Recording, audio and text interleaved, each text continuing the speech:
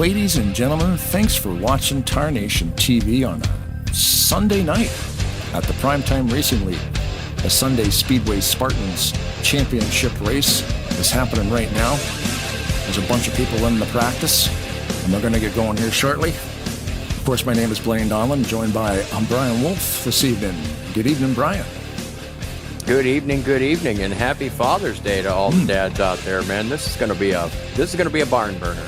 This is going to be fun. If we can compare it to last week's race, where we had some minor issues with the setup and stuff, and we had, but we muscled through it, and we come up with possible championship guys here tonight. So this is going to be good. It's going to be fun, exciting. Yeah, and I'm doubly excited because this is the first time that I'm looking at this track. Actually, is Spartan Speedway is a neat little place to look at.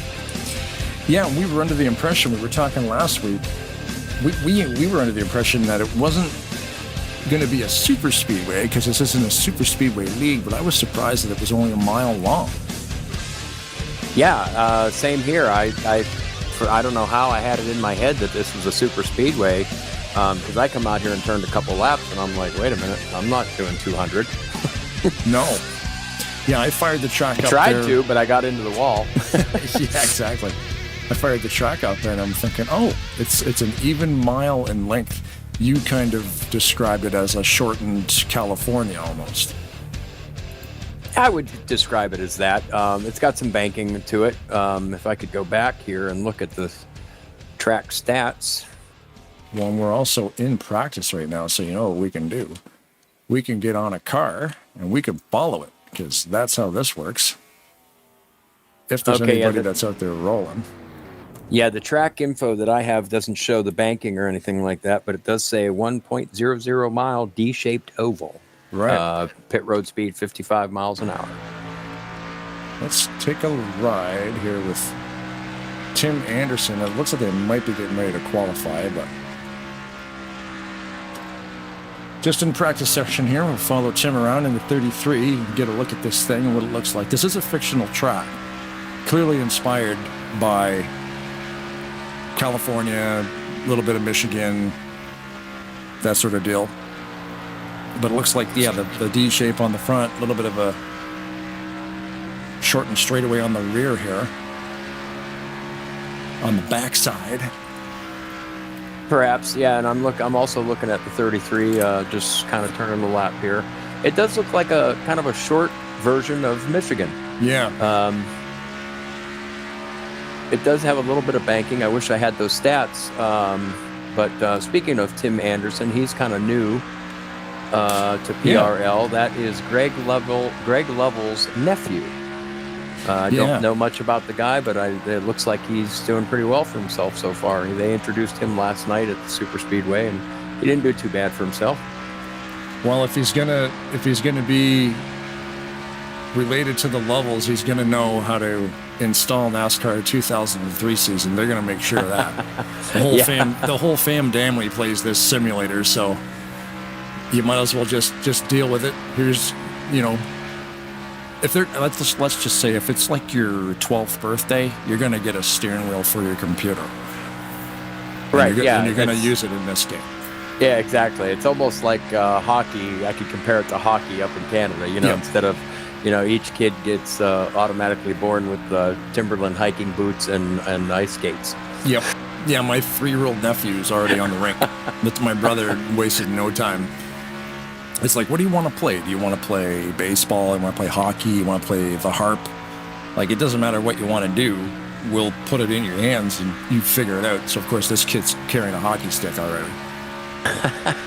Well, I've heard stories about if you're ever traveling through Canada anywhere, any hotel you stay at has some type of youth hockey league staying there as well. Usually, yeah, that's the thing. There's always going to be a hockey team. And they can get rowdy. Because, why that's awesome. Yeah. But yeah, this track looks like it's going to be a lot of fun. And you said you're out here turning some laps, so it's the setup looks pretty solid. We're watching Tim drive around here, and the thing looks like it's on rails, so I think we're in for a good race. So far, we've got about 12 guys on track that have been practicing for the last couple hours, because this isn't a common track, but it does look like it's going to be racy, pretty racy. So that's cool. Yeah, I believe this is. I believe this is a fantasy track. Spartan Speedway, and I'm looking at the practice times here, and there's less than. Well, I'll put it this way: Ulysses Sandoval is at the top of the speed chart with a 26.063, and down in 12th spot is John Godfrey with a 26.846. So there's less than a second between the two top 12 spots. Yeah, it looks like they built in a victory lane here too, so that's interesting. We'll have to follow the winner. I don't know if they can get there, though. We're just taking a look around. The flag is still, which means there is no wind here tonight. Most of these leagues will run a fixed weather setup where it'll be a 70 degrees Fahrenheit clear day with no wind. On open setup tracks, do they sometimes throw weather into the mix? Because I know you race over at ASR. Yeah, that's the only thing that they don't do. They don't mess with weather. As far as the sim, yeah. I don't think so. Anyway, I mean, if they would tell us if they did. And so far I haven't heard. But here I don't think I think it's an even keel weather deal. There's no wind or anything like that. Yeah. I don't know if you're looking at your flag, any flags flying around, but they should be sitting still. Yeah, they were sitting still. They got one next to victory lane there, and it looks like it's pretty, it's definitely not windy. Flags in the game are animated, but of course it depends on if you've actually got the weather on with the wind on. This may be, I think I just caught a glimpse of it. If you could get your camera to go over to the starter flag, the starter stand, this track may be modeled after Las Vegas. Oh, or maybe they just pulled that model from Las Vegas. That could be, yeah. Oh, yeah, it is. It's a Las Vegas... the starter stand. What do they call that? The crow's nest? The starter stand? Yeah. Mm-hmm. Las Vegas Motor Speedway. A little bit of a Frankenstein monster, this thing. There's a car on a tow truck. Parts of it everywhere. Yeah. Yeah, should be cool stuff to look at this little spot. Yeah. Yeah, there's not a whole lot going on outside the track limits. But on the inside, they've and again, it doesn't really need to look super pretty on the outskirts. You want to really concentrate on the track itself because it's all about the racing surface. Just because there's some green hills and not a whole lot of trees. I was kind of looking at this pit entrance. It looks like they have to commit to entering the pits basically as they're entering turn 3 to get on pit road there. And it's a long drive around, man. I don't know when the speed limit starts. That would be something to ask the boys on the track. And as they're coming out, it's the same deal. It's a long drive around. There's a lot of grass between. And look at how wide it is. It is wide. It's like 5, 6 are wide. Yeah. Yeah. So there's a lot of space out here. There is some grass, but not a whole lot. So that's good. Yeah, I noticed you were focused on, I think it must have had a rainy weekend because I'm looking towards into the infield and looks like there's a bunch of rigs and stuff over there maybe stuck in the mud. I thought you had a car on the wrecker there. Yeah, there was a car on the wrecker. Yeah, a bunch of cars or a bunch of rigs sinking into the mud. That's funny. Yeah, it's not the busiest infield we've ever seen. I tried to get some statistics out of the README file to see who originally created this track, because it was apparently, according to the file name, it was created in 2007, but there's no README inside the track folder. And I looked through the INI and there's no additional notes anywhere. So I don't know who put this together, but. That's a neat little spot, though. I think we're going to enjoy this one. Getting back to tonight's race. I'm looking at a stat here with Greg Lovell leading the points at 12:58 and Randy Waugh in tow with 11:93. And you would probably be better off explaining how the points work here. I'm not quite sure how that goes, but with the second place finish from Ulysses Sandoval last week, he jumped up a few spots and he might be in the hunt for this thing as well. And he's actually at the top of the speed charts tonight. So. Well, and Ulysses actually missed the race. So the championship is decided here by 3 playoff races. So I see. It's interesting. He actually missed the first race. but then did really good in race number 2 and actually leapfrogged up there to 5th spot from, I think he was in 7th coming into race 2. There we go. I see the graphic now. Yeah.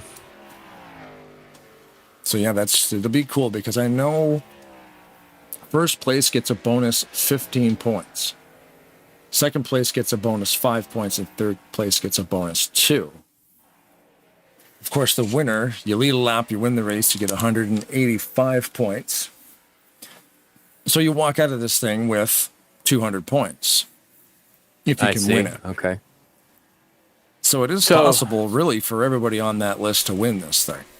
Right. So in a shell, Greg Lovell would have to have something pretty catastrophic happen. Yes. And Randy Waugh would have to be up there, top 3 to actually take over the championship, which is, this is it. Tonight's it. Yeah, I mean, mathematically speaking, if Eric Lovell down there in 9th place with 1,060 points, for him to win, he'd have to win the race and everybody would have to disconnect. We've seen crazy things happen. I don't believe it's going to be that crazy, but I would definitely stay tuned because I'm thinking that top 3 or 4 could be a definite group to watch. We've got 13 cars that have cut a practice lap. John Godfrey, Keith Bynum, Bob Dixon is here. Gary Mingus is on the track. Dan Lovell, Pat McCarskey, Tim Anderson, Graham McDonald, Brian Lovell, Brian Ross, and Denny Carroll, Greg Lovell, and Ulysses Sandoval being the fastest out there right now. Yeah, true. And like I said, Greg Lovell would have to have something pretty catastrophic happen. But one thing we do know for sure is that one of the Stone Gap team members are probably going to win the championship tonight. There's a few of them in here, yeah, and a lot of them in that top. Check this out. Okay, so Tim Anderson's been practicing today. He's cut 108 practice laps.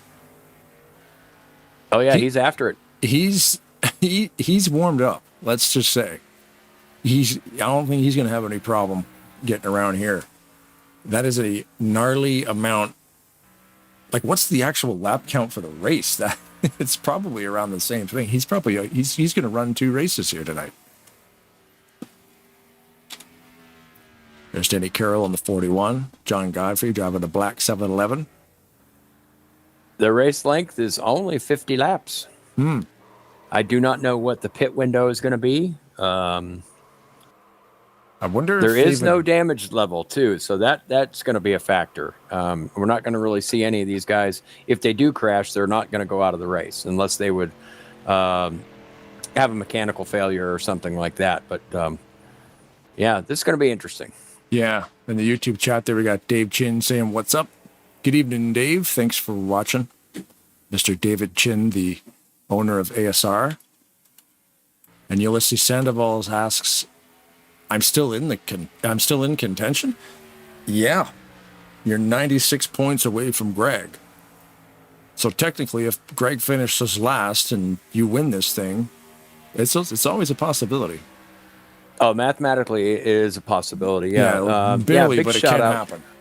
Yeah, big shout out to Dave Chin, one of the head admins over at ASR. I'm glad he tuned in to watch.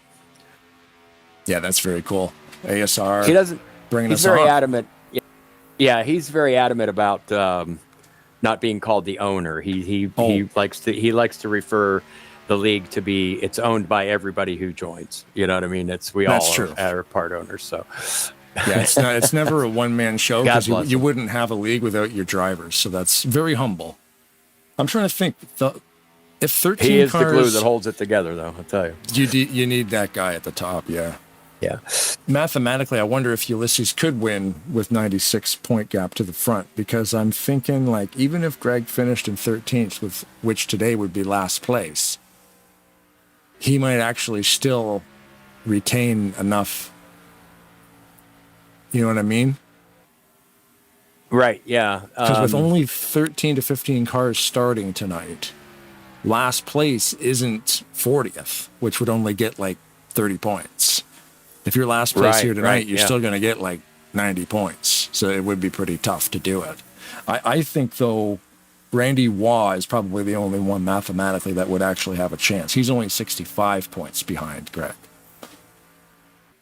Yeah, and again, I'm pretty sure that Greg Lovell is probably pretty happy with the fact that there's no damage, because um, he can afford to take some chances and try to actually win the race. But like I said, something pretty catastrophic would have to happen. Yeah. And Randy Waugh, how passionate he is about this stuff. Especially racing on TV, and all these guys like to race on TV. I can admit it, I do too. I like getting my brand out there and everything like that. But Randy Waugh is a very passionate guy when it comes to this racing. So he's going to be pedaling his guts out. Yeah. Speaking of Brandon, ASR's Speedway series, starting on the 29th of June, 8 o'clock, that's Sunday, every Sunday night. They're going to broadcast with us. We're going to broadcast it. And you guys race at Burnt Screwdrivers Raceway, which is a version of Talladega, a retextured version of Talladega. So that'll be a lot of fun. Now I'm going to have to learn a whole bunch of new names again, although some of them are probably familiar. Yeah, there's going to be quite a few guys joining us from PRL, and a lot of them actually from 2 years back from Talladega Nights. And these guys are really, really looking forward to. We've had a big response. Guys are sending me their car files every day. We're going to be running the Aero 88 mods at Burnt Screwdriver Raceway, courtesy of a guy you'll see here tonight, the 7-Eleven of Godfrey. John Godfrey, thank you. And Rodney Solons is going to be joining us too. And that's he can tell us when we go live in a couple of weeks here. He can tell us a little bit about the history about the track. But it is a version of Talladega Nights. We're going to be running the Aero 88 mods, and we're looking forward to it. We're going to be scoring it old school. There's no chase, there's no playoffs, anything like that. It's going to be total points collection over 8 weeks, and whoever scores the most points and finishes the most consistent near the top is going to take the championship. So we're looking forward to some exciting racing over there.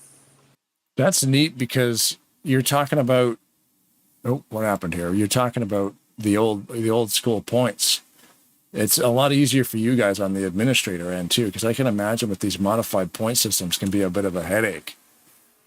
Yeah, our Wednesday series over at ASR, we run, we're up to date scoring on it. I mean, we run segments each week, just like they do in NASCAR. And then there's bonus points for this and playoff points for that. And, you have to finish top 5 in each segment. And race winner gets, the bonus points and stuff like that. And there is a playoff chase format at the end. You got to be in the top 12 to get in it. But I'll tell you what, it's really been fun, and it is open setup with the Cup physics, the BR15 Cup physics cars. So if you want to come and try to race at the very top of this sim, that's the place to be, is at ASR on Wednesday nights. Yeah, there's so many leagues that have been around for a while, and ASR is definitely one that's been a staple in the community. So that's cool.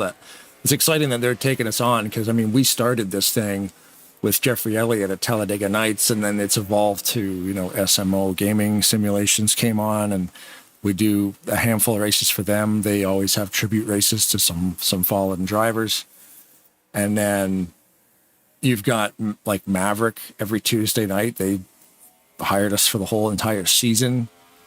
Ben Snyder over there runs a crazy popular league over there, which kind of came out of nowhere. I had no idea who they were, and super excited. We've gained a bunch of a bunch of viewership, on the YouTube channel just from joining up with Ben at Maverick, for the sheer number of drivers he gets to join.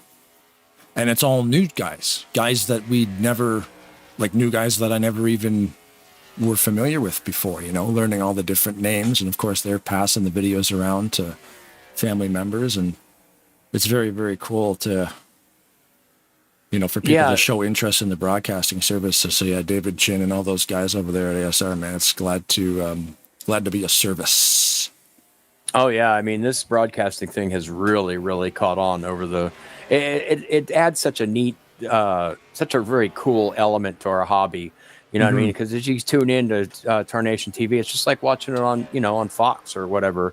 I mean, we might not have all the bells and whistles and stuff like that because it is a simulated race. But at the same time, you guys invite your friends and family and to come watch your race, and they get to see what it's all about. And I know that because of the viewership that you get, guys, probably sorry about the delays. We're having a few difficulties. We're trying to get things going right now.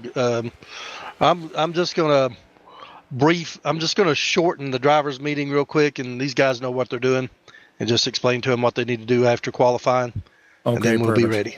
And you're doing the same format with driver intros that we've been doing? Same thing, yeah. Same thing. Roger. Be back shortly. Yep. Lead coordinator, Dan Lovell.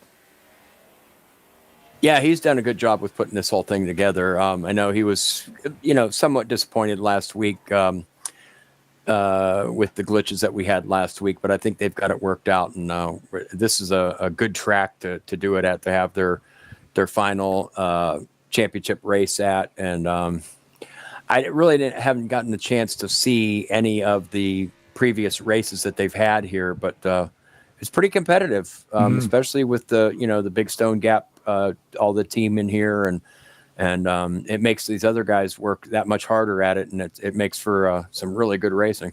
I know after last week's race too, there was some talk about the setup being changed last minute, so I think that affected a lot of guys who had been practicing with that setup, and then they made a couple of final tweaks before the race started, and now they were trying to feel out a new setup in that race, and that's why we ended up getting some spins. The pace car ended up leading the most laps last week, but after watching the practice laps here tonight, they have been testing the heck out of this thing, and I think they locked in this setup a few days ago, and they've been testing it like crazy ever since, and it looks to be like it's pretty sharp. Because even in practice here, we're like we're saying, Tim Anderson had 114 laps just in practice, and the thing looked like it was on rails. So this looks like it's going to be a good one here. They might be getting ready to go qualifying. I'm not 100% sure. They just reset the practice to 5 minutes, so he's probably briefing these guys real quick. Right. But in speaking of last week's race, I had a couple of the drivers approach me the next day or the day after, and they were saying that they weren't complaining, but they were saying the reason for the spinning was, like you said, they had changed the springs or something in the setup, and the center balance was off. Not to, I don't want to speak too technically if you know anything about race cars, but the center balance was off in the middle of the turns, and it just the guys just couldn't. That you really had to baby that throttle to keep it straight, and that was the reason for it. Plus, they hadn't had a whole lot of practice on that setup to begin with. But that was then. This is now, man. We're getting ready to get after it here. If these guys can just stay off each other, I think we're going to see some good close racing. Well, even in practice, we were locked on to Brian there and a couple of guys, and they were running side by side. For full lap, just door to door, going for it, and low holding their line, high holding their line. So it looks like it definitely multi-groove. They got it set up to run high if you want to run high, run low if you want to run low, and they're able to do it side by side without spinning or getting loose or too tight, pushing up, all that stuff. It looked pretty solid, man. Like we're watching some of these guys sort of practicing racing each other. So it looks like it's going to be a good race. And of course, as always, they got to let these things get warmed up a little bit. I think they're running 3X. They might be running 2X. I'm not sure. Yeah, it's 50 laps. And just so I don't sound like I'm smarter than anybody else, to put it in layman's terms, everything I just said, those cars were really slippery. Yeah.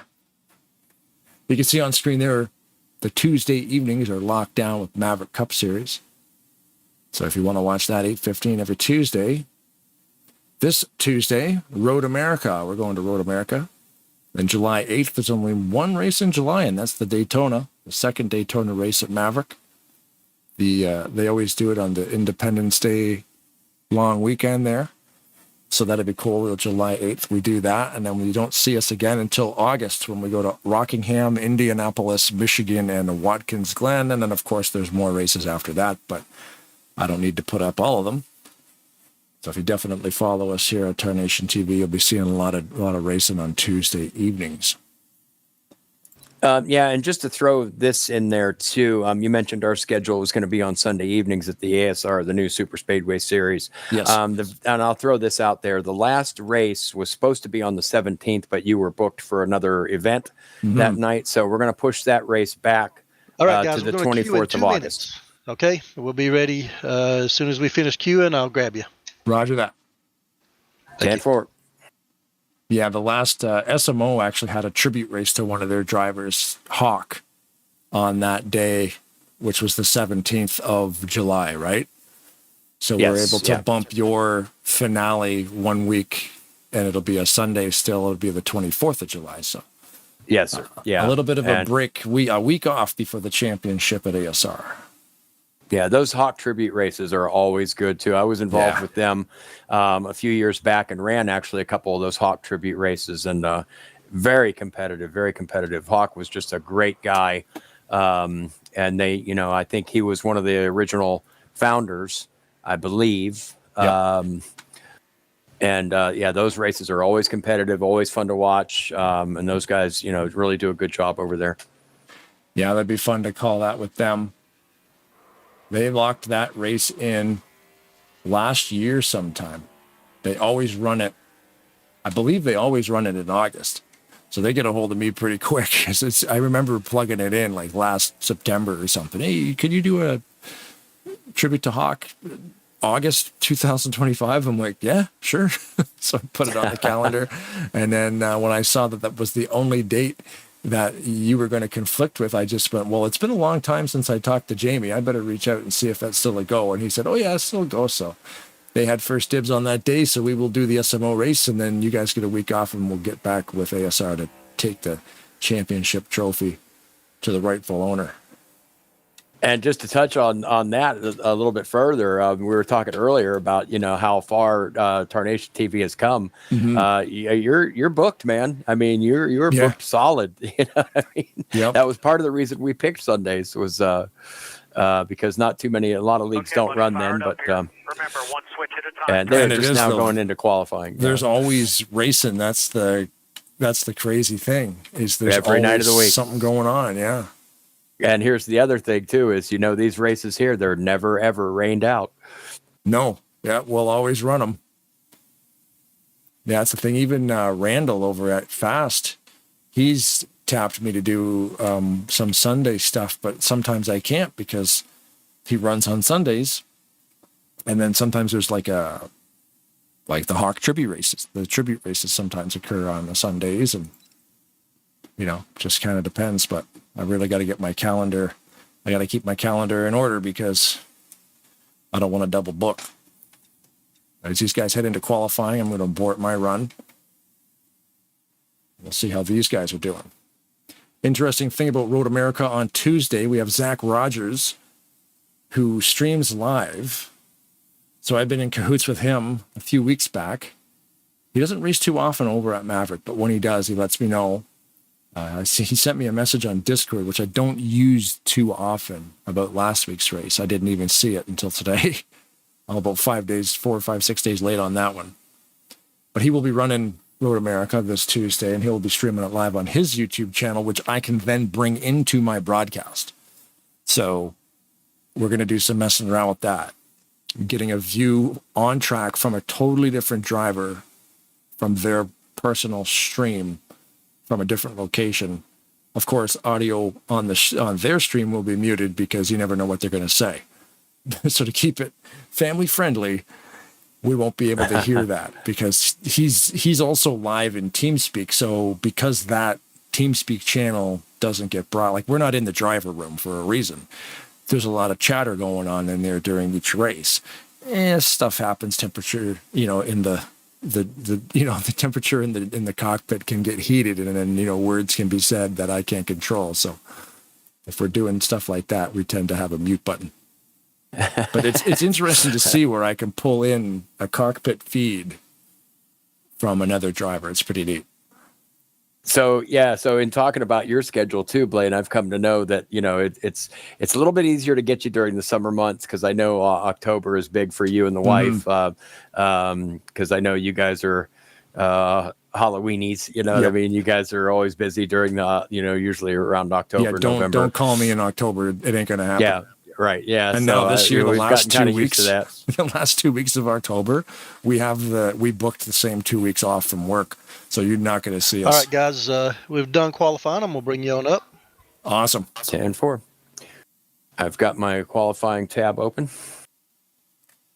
Bathroom yet. We're going to do introductions. Good evening, guys. Tarnation TV live here tonight for the championship race. So we'll waste no time. We'll go to driver introductions. I'll hand it off to Brian Wolf. He'll take care of that for me. And thank you, Blaine, and thank you guys all here. Good luck to you all. And look at this qualifying list. This is incredible. Starting on the pole, number 096, Ulysses Sandoval.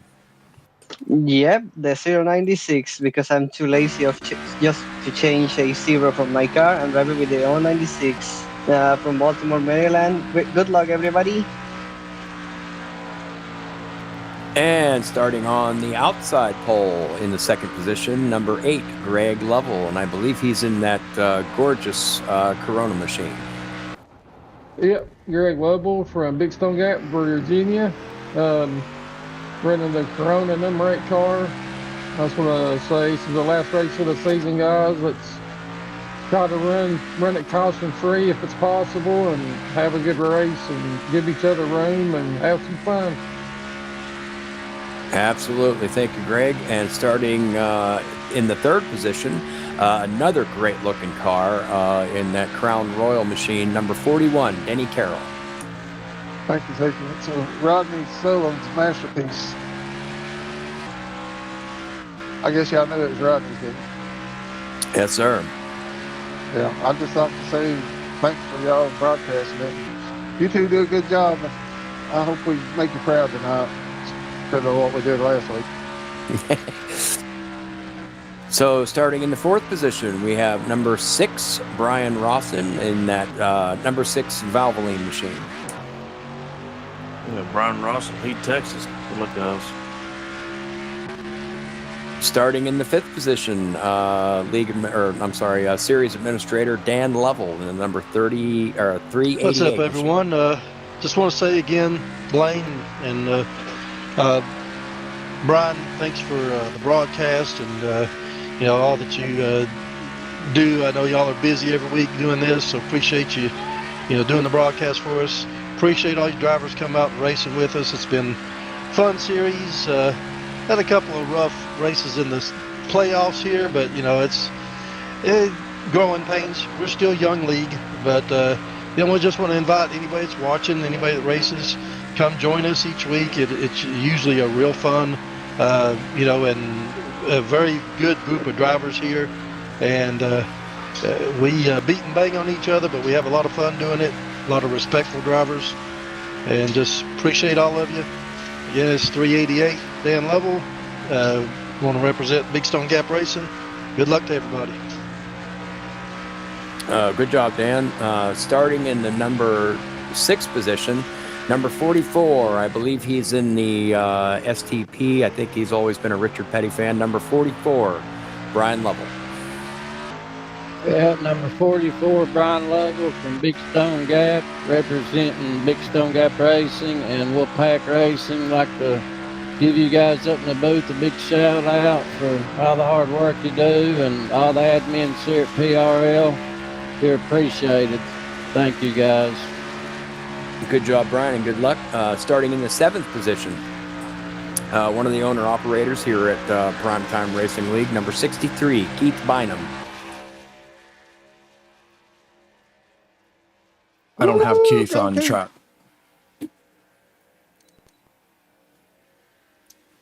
Moving on, we're going to move to the 8th position, number 33, kind of a newcomer. He's been away from the racing for a little while, and I believe this is Greg Lovell's nephew, number 33, Tim Anderson. Hey guys, how's it going? Glad to get back in here and race with you guys, and appreciate what you guys do up there, and looking forward to whooping up on these guys in the near future. So we're going to do our best tonight. So good luck, everybody. And good luck to you, Tim. Starting in the 9th position, number 80, Eric Lovell. Number 80 here. I wish you guys a happy Father's Day. Thank you guys for broadcasting. Let's have a good race tonight. 10-4, and good luck to you, Eric. Moving up to the 10th position, number 11, number 97, Pat McCarsky. Pat McCarsky, Brownsburg, Indiana. Good luck, everybody.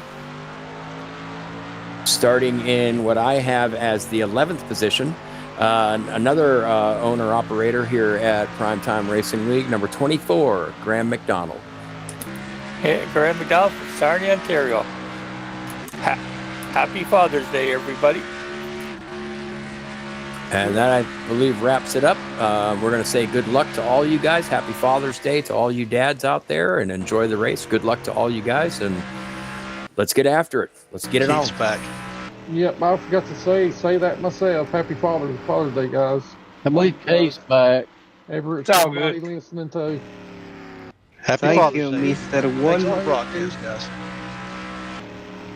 If we want to hear from Keith Bynum, starting in the 7th position, number 63, Keith Bynum, another owner-operator here at Primetime Racing League. I think he was away for a minute, but I'm not sure if we have him yet. Rock on. Go ahead, Kate. Yeah. Okay, buddy, fired up here. Remember, one switch at a time, turning your stuff on.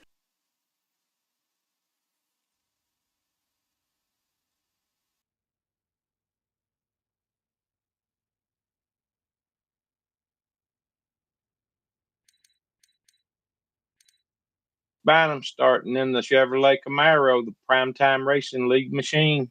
Good luck, everybody, and thank you for coming out to our racing. Peace, my hero.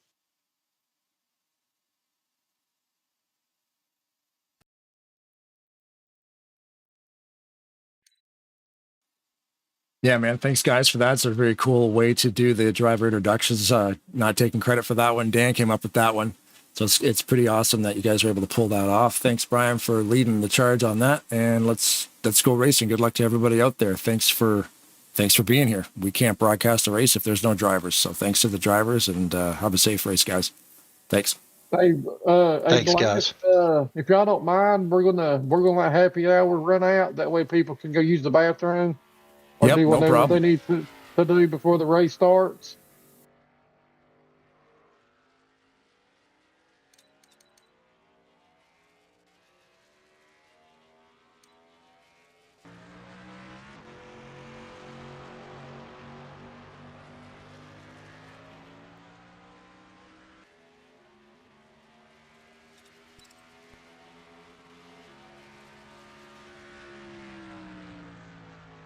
Sorry, I was trying to. All right. Thanks, guys. How many laps job, we got Dan. on there tonight? Is it 50, Dan? We're running 50? Let's see. I think we changed it because That this seemed low. I is set up a little different. The track Oh. when it was designed was only designed for 110 laps or 120 laps. Right. So 35%, you're only going to run like 36 laps. So we upped it a little bit. I think we are running I'm seeing 72 on the race 72 laps. Ah, cool. Yeah, 50 seemed low. 72 sounds about right. Yeah, because you guys always run 35%, but depending on the INI, you've got to do that tweak. Right. This INI is a little different. So that 65% put us at 72 laps. That seemed pretty reasonable to us. So Cool. it's going to be a fun 72 laps. Real quick, Dan, while we got you, before you get strapped in there, what's the pit window looking like? Well, it looks like you can run. It depends on how you conserve fuel and if you use third gear. I use third gear sometimes, but this setup's a little tough with third gear. It winds out at about 127 miles per hour, but that helps you in the middle of the turns if you're, trying to outrun somebody. I've learned a few little tricks about this track. But if you're conserving fuel, you can get about 16, 17 laps out of it. If you're not conserving, probably 15, maybe even less. That's awesome. That's a good way to go, because now we're going to see some strategies play out. That's cool. Yeah, you might be able to stretch it. You might be able to stretch it to 18 laps, but That's probably about the most you're going to get out of it. That's good So they're information. looking at Yeah. about 4 pit stops if it stays green. Well, we'll keep an eye on you, bud. Good luck. Yep. Get back up here. There we go. So as these guys warm up here, there's about a minute and a half or so left in happy hour before we hit the grid. Thanks everybody for joining us. The YouTube channel is full of people. What's up, Blaine and Brian from Ken Roberts? What's up, Ken? Mr. Ken Roberts. Hello, buddy. Yeah, Denny Carroll says, let's just hope the setup this week is drivable. Whoever did last week's setup there should be... I should proofread these before I start reading them. No. I love this stuff, though. No filter. Because of the last... No, he says there's no Randy Waugh, and there is not a Randy Waugh here tonight, so he would have been the only one, I think... Brian Lovell as well was 69-point gap to Greg holding first currently. So you've got Greg. Well, I can put it up there. You've got Greg, you've got Randy, and you've got Brian. Randy being 65 points out, Brian being 69 points out. Denny Carroll's there too, but he's 94 points out. That's going to be a tough gap to close. I think Randy and Brian would have been the only two that probably could catch Greg if Greg has a catastrophic failure of some kind. Because again, when we're looking at the qualifying results, we can pull them up here in the game menu. Ulysses Sandoval setting that lap record there at a 26.299. Greg close second at a 26.312. So Greg's up there. Ulysses, it's going to be tough. He might be able to get a podium finish. But really, who wants that? You want to win the thing. But yeah, championship race here tonight. We appreciate everybody watching. This should be a lot of fun. Happy hour is winding down. About 10 seconds to go here before we hit the grid. Make sure to tune into Tarnation TV on Tuesday nights at 8:15. We go live, and over there, the green flag also flies around 9 o'clock. We're a little bit late tonight just because they had some issues on the server side of things. Okay, buddy, fired up here. Remember, one switch at a time, turning your stuff on. And I noticed too... My apologies, Blaine. I had to put out a fire here. No problem. I just noticed too, I do not have the 6 car of Rawson. Well, we know he's in the Valvoline machine. I think that's what he races just about everywhere we go. Yeah. I think that's weird, though, that I thought that I had it, because he did upload it. And...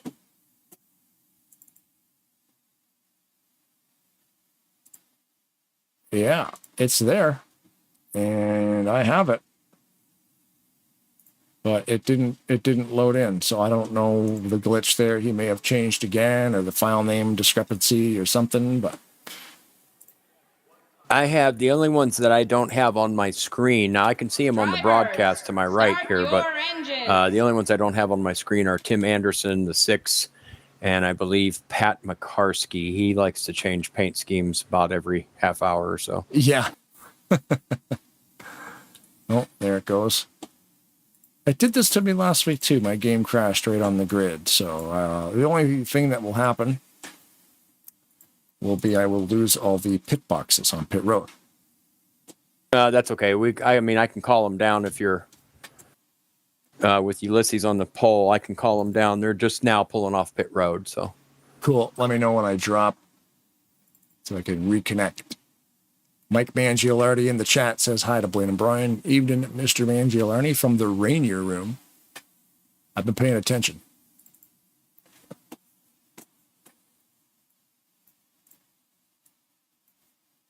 We'll be back live momentarily once the main broadcaster gets back into the server. Yep, the pace car is off. I am focused on Ulysses coming down, and here they come to the green.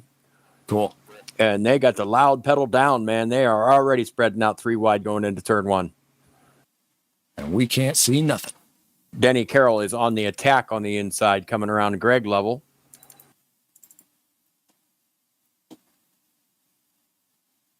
And I am now back live. So Denny Carroll takes over the 2nd position behind Ulysses, and he slips up the track a little bit. Greg level takes advantage. A little bump there from the 41. They are side by side coming down the front stretch. Okay, buddy, fired up here. Remember, one switch at a Greg time. Lovell turning your just stuff on. kept it in there and threw it down to the inside. We're back. Now There we here go. comes Dan Lovell. Dan Lovell to the inside, taking him 3 wide almost there for a second. Yeah, off to a roaring start. Absolutely.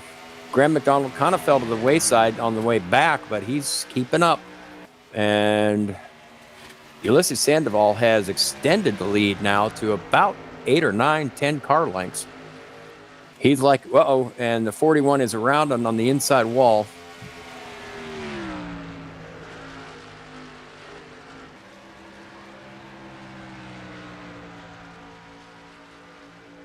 And something else happened. The yellow caution flag is out.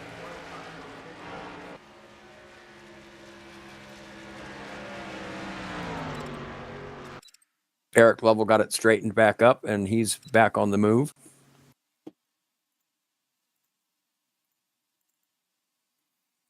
Blaine, you still with us? Yeah, Okay. I am. I'm just currently messing with the statistics here. I'm trying to get the ticker working again. Some of them are diving down to the pit lane already. The yellow flag is out. Denny Carroll catching back up to the field. Pat McCarskey just barely missed that. Yeah, once that yellow popped out there, I'm taking the time here to just kind of reboot the game properly.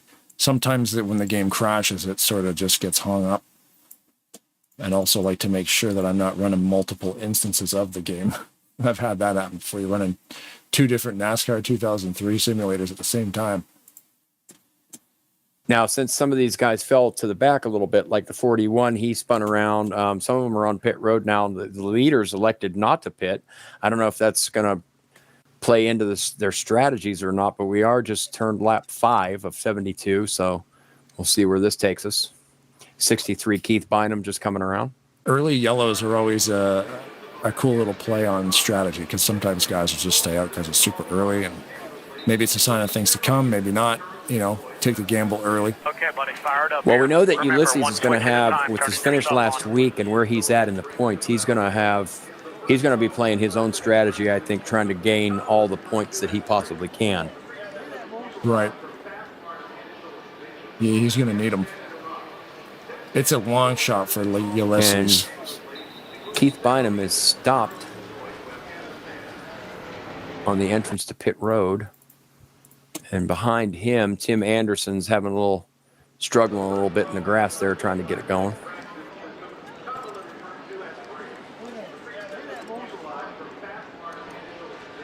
But they are sticking it out 2 by 2 up front. Ulysses Sandoval still in the lead with Greg Lovell to the outside and Brian Rawson to the inside in third. And they will now come to pit road. The 6 and the 80 of Eric Lovell will now come to pit road. They're going to have to be careful not to pass this pace car. Yeah, I'm still. That's weird. I re-downloaded the 6 and it's still not showing up. So that blue car you see there with no graphics, that is the 6 of Brian Rawson.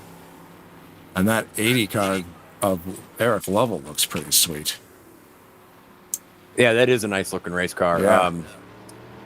But I'm just wondering now because it looked to me like they were ahead of the pace car when they entered pit road. I mean, I believe that's a penalty. That's an interesting point. Oh, you know what? It would probably be an end of the longest line. Since they are under caution, it would just send them to the back of the field anyway. So that's still kind of a gamble too, though, because, I mean, depending on what you want for your track position, I guess. The 41 of Denny Carroll just now and back, and the pace car is off. They're going back green here. So that 80 of Eric Lovell needs to get caught up here. I'm going to go ahead and stay focused on Ulysses Sandoval. Leads him down again for the green. Pace car is off.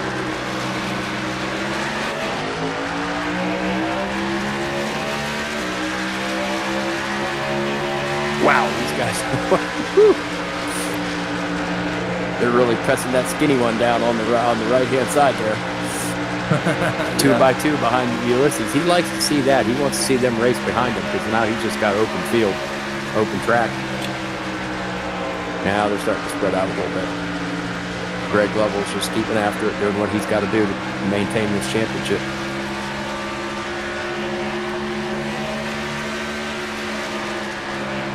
There we go. I think I got the broadcast stabilized, so thank you, Brian, for covering me on that one.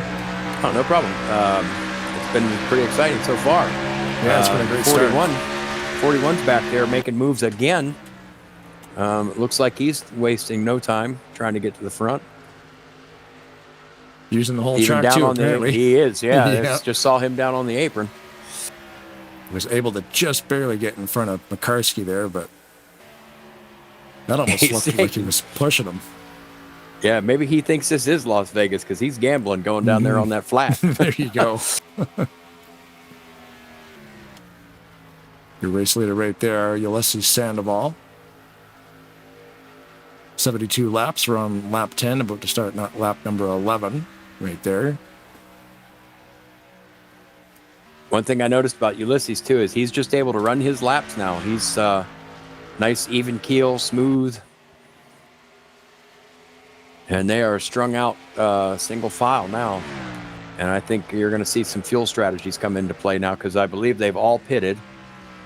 Yes. Some of them on the first time around, some of them the second. So I'm showing. well, no, I take that back. Ulysses and the leaders did not pit. No, I'm showing Ulysses and Greg Lovell with no pit stops. Tim Anderson has been disqualified. I wonder. Oh, I bet he was trying to get turned around. And the game might have, or the sim might have recognized him as trying to go the wrong way. What happened to him then? Did he? Let's see if I can find it here. We're going to see if we can find the 33. Because I'm showing him on lap 10. Let me see here. Something happened, or he got disqualified.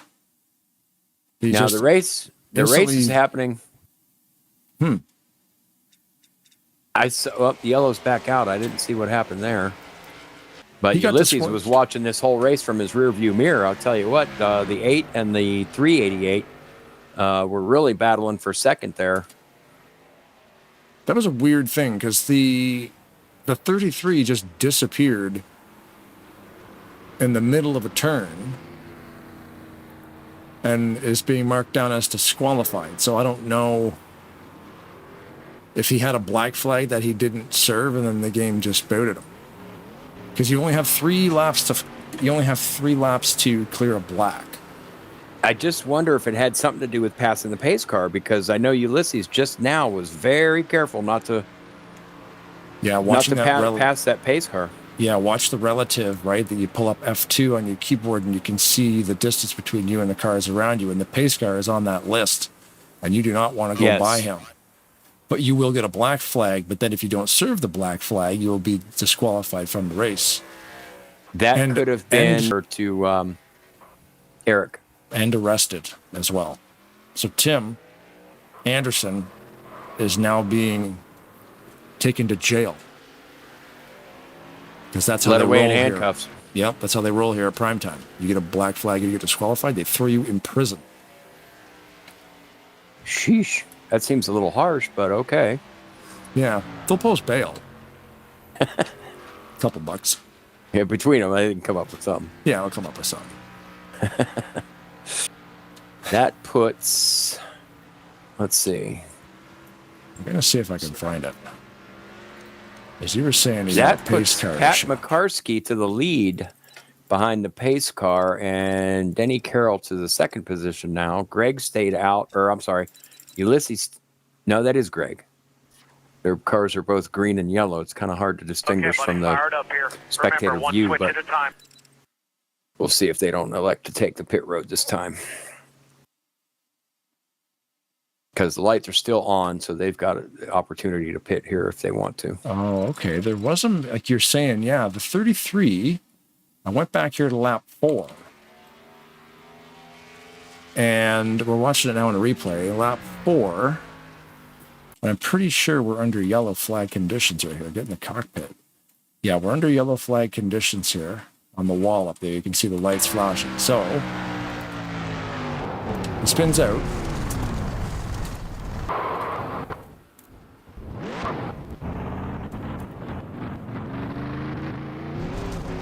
He gets stuck in the grass. That Lucas Oil paint scheme. Yeah. He's trying to get the car turned around. You're right. The game. Would you get a black flag for this though?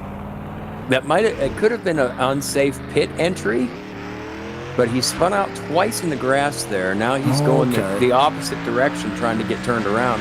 That may have DQ'd him right there. You said it because it's so close to the pit entrance, and then you've got your yellow lines on the grass separating from the track.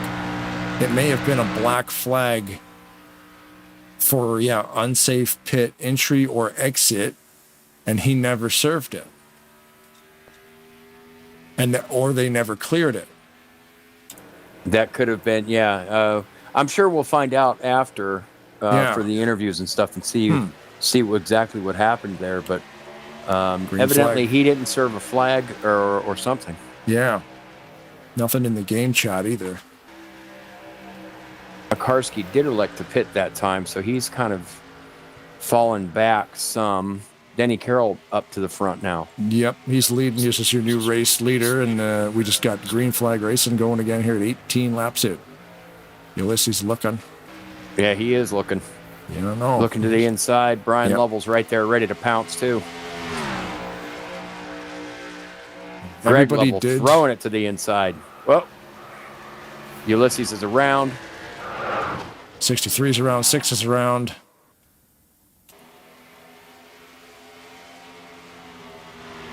That will bring out yellow again, lap number 19.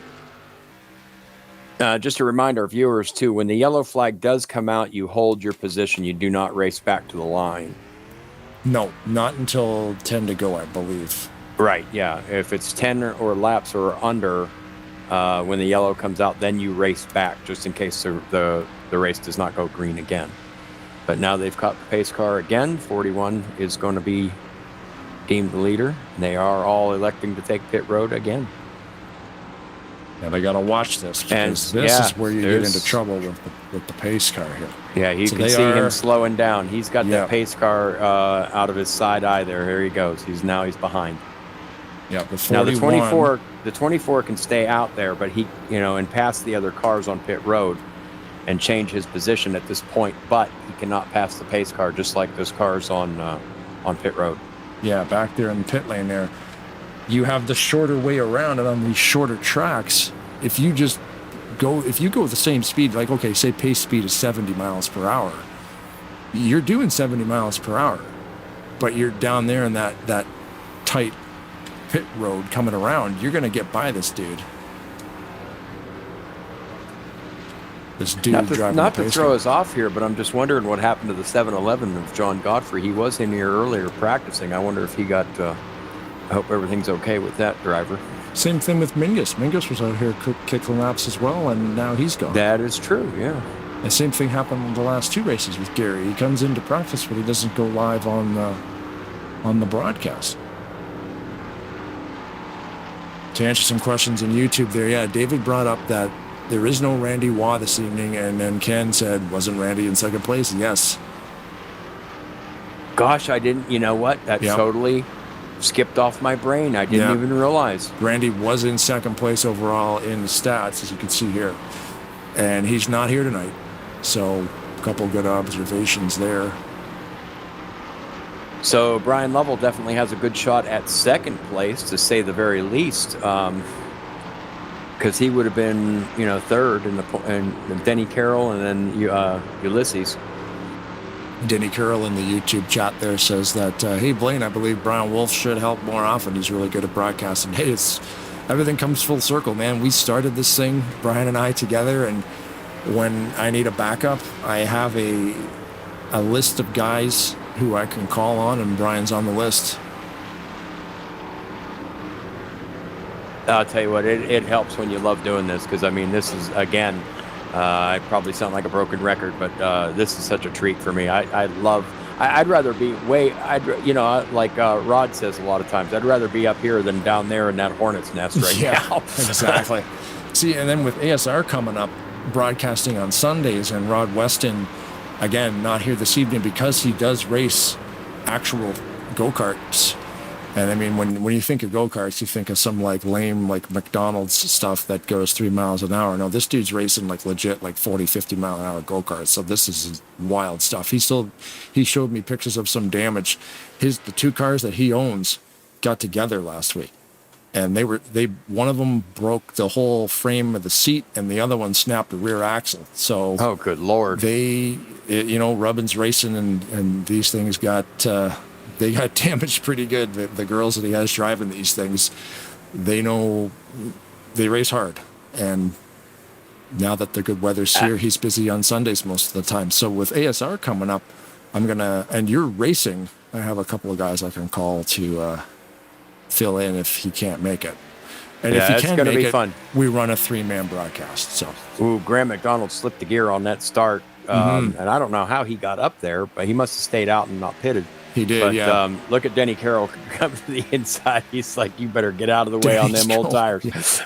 Denny's like, hey, Canadian, might want to move over, eh? But Graham's racing his line, man. What's that about? Yeah. Now they're around again. Eric Lovell involved, Greg Lovell involved, Brian Rawson. Catastrophe.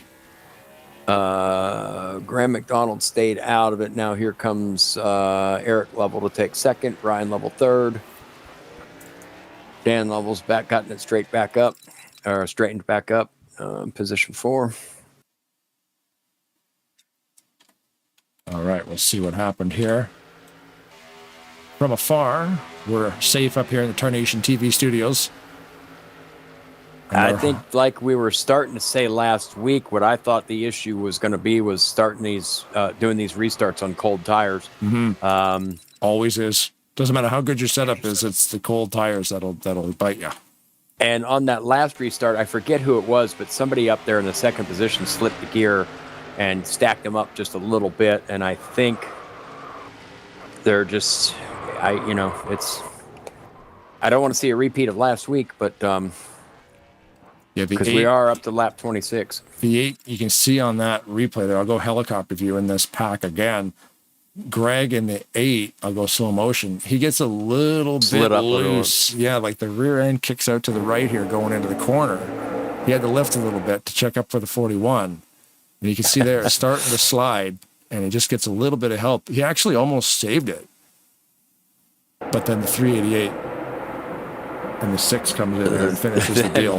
Poor Ulysses couldn't get stopped there and kind of T-boned 41. Yeah, I saw that too. There's a TV 1 cam of Greg's pit stop. Can't see anything. I don't know if it's the gearing in these things or what, but they're even having a hard time getting off of pit road here. Yeah, this is a great I've been watching Ulysses. Too. Practice, these guys are running awesome. Let's see what we got here on pit road number 2. How about pit road number 1? I can hear, I'm still on Ulysses, and I can hear him clutching.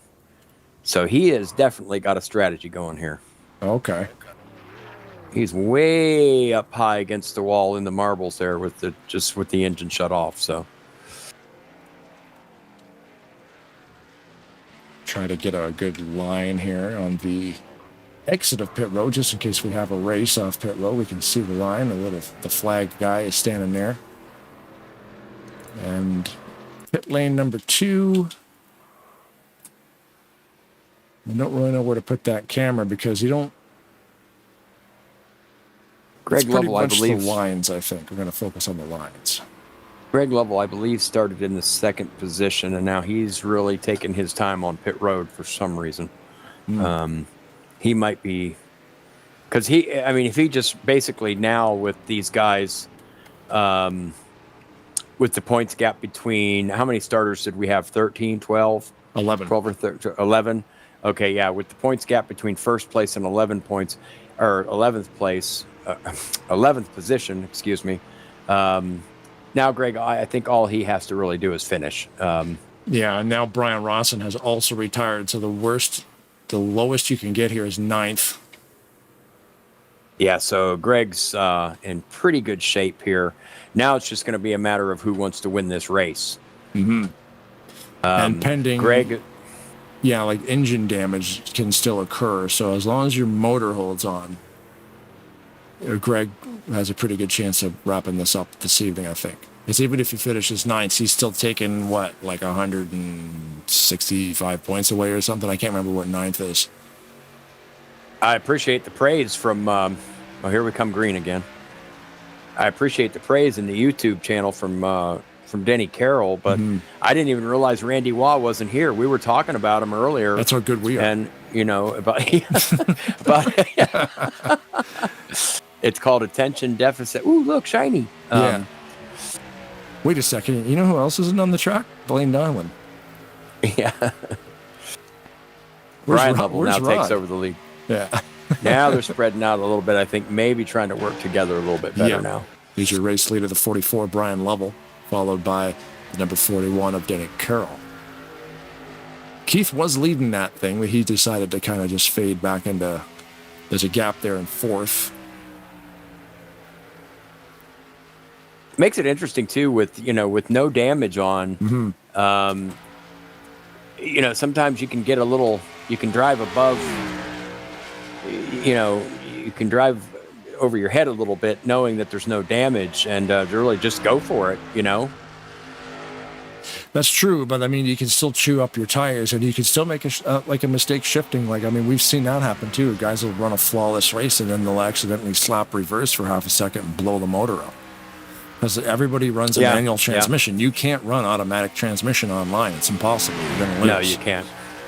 So don't miss a gear. Now, me, I use sequential, so you can't really mess that up. If I you up and down, that's all it is. But some guys run an H-pattern shifter. So if you go from like first to second and you go up into fourth, and then maybe you misjudge that, like 1, 2, 3, and you go down the fourth and it actually slips into reverse. Yeah, that's trouble. We've seen that happen. Like what happened? Like, it went into reverse for a quarter second, and then everything's just flying out the side of the motor, and it's on fire. Right, and not only that, but I mean, it whips you around backwards, and now you're in the fence or over it. It looks like they're kind of maybe trying to take their time a little bit now. Yep, we're getting some heat back in the tires. Keith Bynum's holding them up just a little bit back there. Yeah, he found now a here spot comes Greg to to move. the inside for the fourth position. Excuse me. Greg slipped it a little bit. Now they're 3 wide going through there.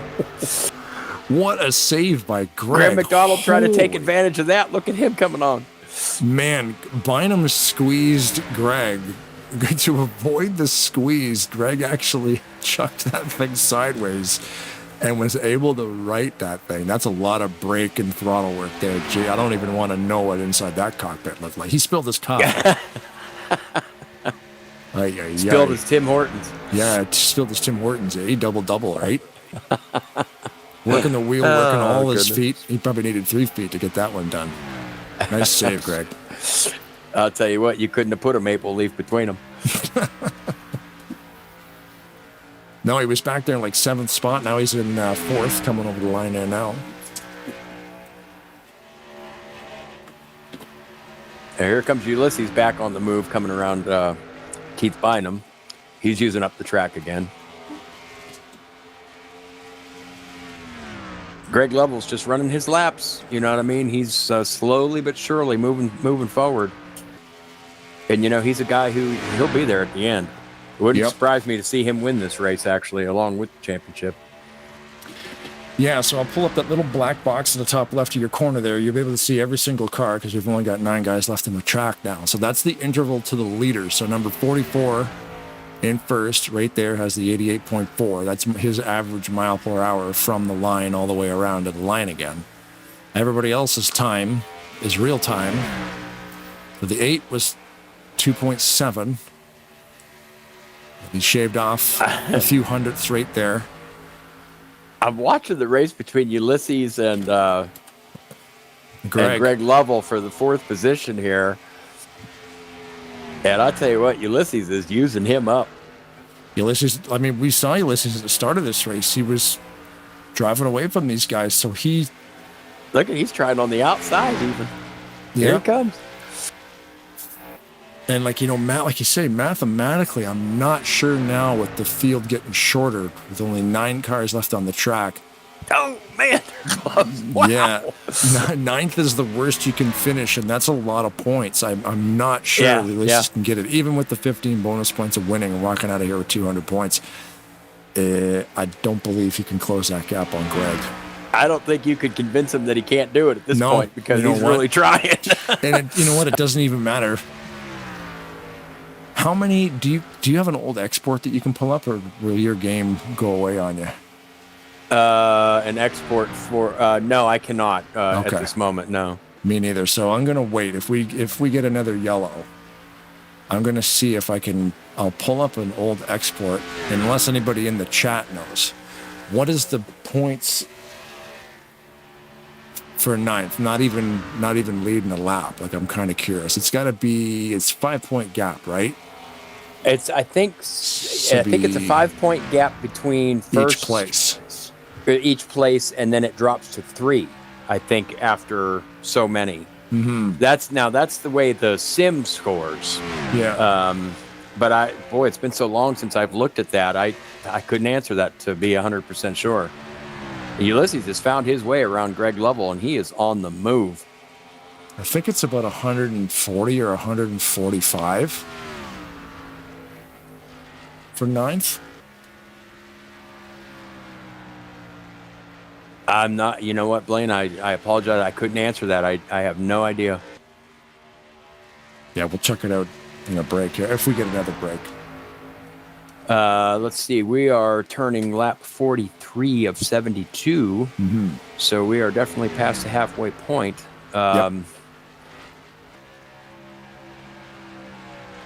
They seem to be stretched out a little bit now. But we were really seeing some close racing there with Ulysses and Greg Lovell. Man, that was excellent. Watching a battle for second right now. We got Dan Yeah, Lovell I just with switched to 388, that. and the 41 of Denny Carroll right behind him. He's had a couple of looks. He hasn't been able to figure it out yet, but it gets close and then maybe overdrives it just a little bit and then loses a quarter second. And then, 44 Brian is just looking in the rear view watching these guys race each other. Now you can start to see, if you've done this racing long enough, you can start to see the strategy start to play out too. Right. I think what Dan Lovell is doing is just waiting for Brian to slip. Right. Before he makes a move. Now the 41 is a little bit different driving style. He'll come at you, he'll come at you double-fisted, man. Yeah. I know he's got a handful of wheel right now trying to catch these two. Yep. We're also flirting with green flag pit stops happening around 15 laps, unless they're conserving. Don't hear anybody clutching at this point. Yeah, I know Dan, Ulysses was earlier under yellow, but yeah, Dan was saying during the interview there at the start that you could probably save 16 or 17, maybe 18 laps at the most. 15 Denny Carroll coming into turn 3, looking to the bottom to try to get around Dan. He just shut the door on him. He's got good entry, but then off, you can see there on that, he fades back a little bit. Dan Lovell holding his own to the inside on that white part of the track, the concrete part. Mm-hmm. Ulysses is 2.28 seconds back from the leader. He has closed that gap a little bit. Yeah, I can see him in the background coming up slow but sure. Yeah.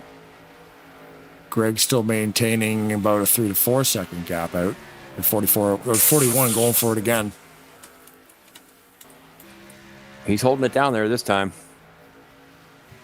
I think he's going to keep his foot in it because that's just how Denny Carroll drives. I mean, he's, like I said, he'll come at you. He don't care. If he sees a hole, if he sees a hole, he's going to take it. He's digging that bottom. Yeah, he is. He's giving that right front tire a workout.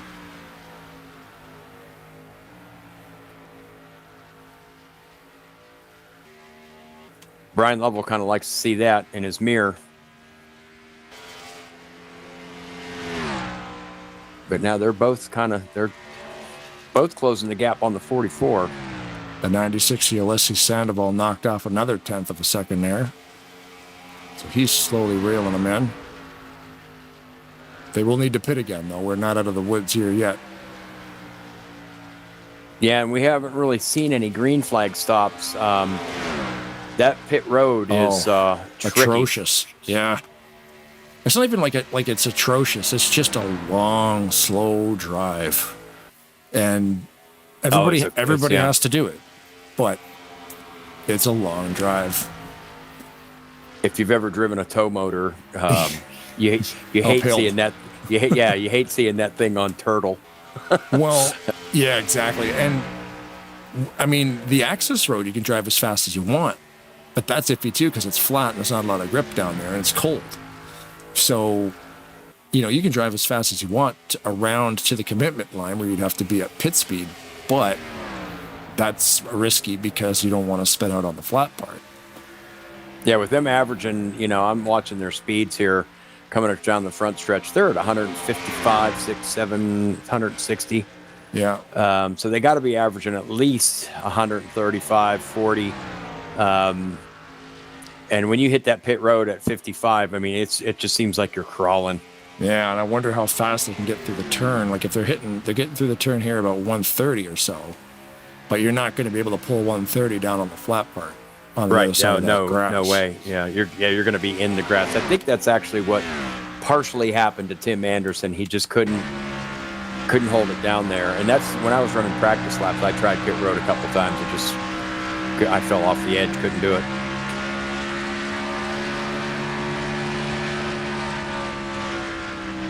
This is good. First, second, and third. And here comes Ulysses, man. He's liking to see these guys race because he's just got open track in front of him until he gets to these three.